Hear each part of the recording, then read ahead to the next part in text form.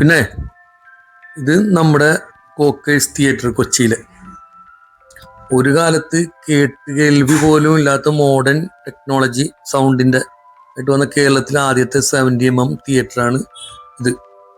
ഇപ്പോഴത്തെ അവസ്ഥ കണ്ട വല്ലാത്തൊരു മോശം അവസ്ഥയിലാണ്.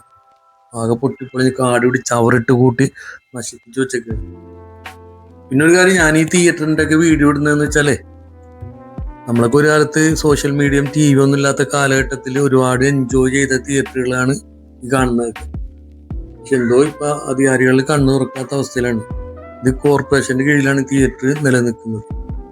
ഒരുപാട് പേര് സമരം ചെയ്താണ് ഇതൊരു സാംസ്കാരിക നിലയം തിയേറ്ററൊക്കെ ആയിട്ട് പുതുതായിട്ട് വരണമെന്ന് പറഞ്ഞുകൊണ്ട് സമരം ചെയ്തിട്ട് രക്ഷയില്ല.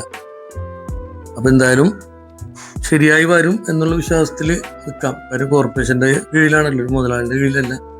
അതുകൊണ്ട് ശരിയായി വരും എന്നുള്ള വിശ്വാസത്തിൽ നിൽക്കാം.